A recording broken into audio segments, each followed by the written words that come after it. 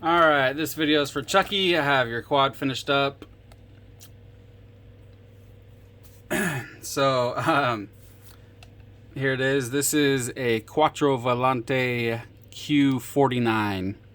And I've built these before. It's been quite a long time since I have, though. The first time I ever built one of these was for Nick Burns.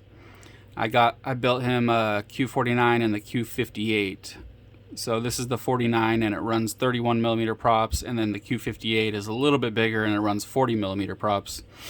The two that I built for Nick Burns, he did some videos on them, so you can find those on YouTube and check them out if you want to check this thing out more.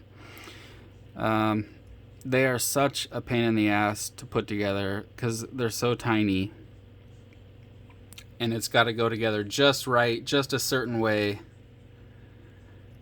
with a little 16 by 16 stack. And there's no room at all for anything. I mean, like, you have to use the smallest possible things you can find. Usually you would want to use like an XM receiver. This is actually, I don't know what kind this is. It might be like a full speed RC one, but it's a FR Sky one. It's actually quite a bit bigger than an XM, but it is able to go on the back of the camera here and not hit the props. So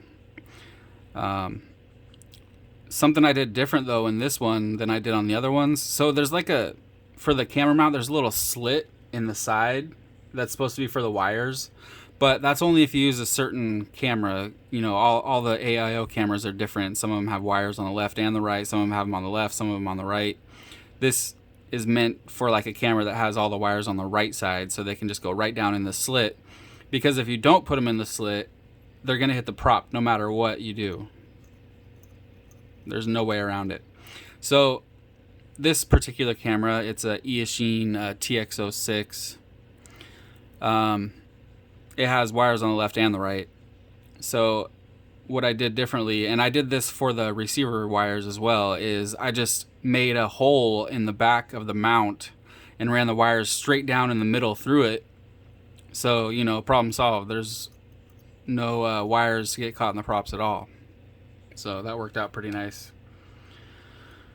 It's got the little Racer Star 0603 19,000 kV motors, and the Teeny F4 stack. And yeah, that's about it.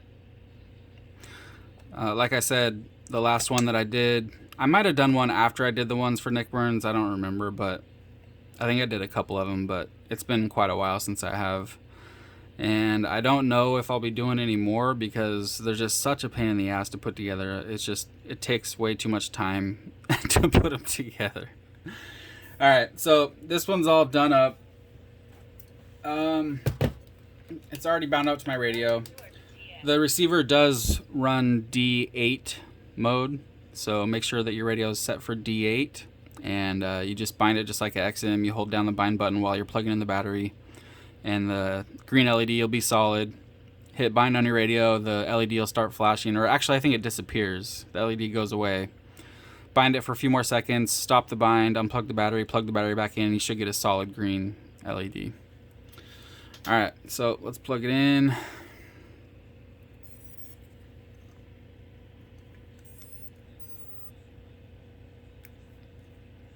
There's your video. Looks good. Let's do a hover.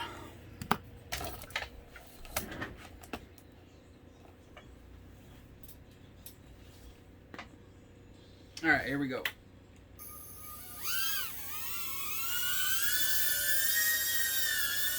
And this battery is dead. Oh shit.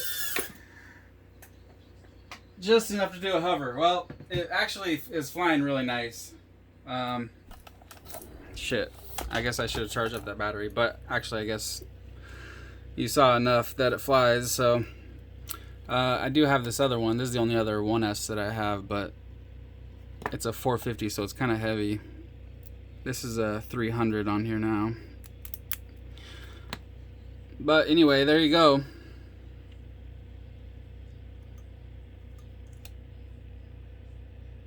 Good to go.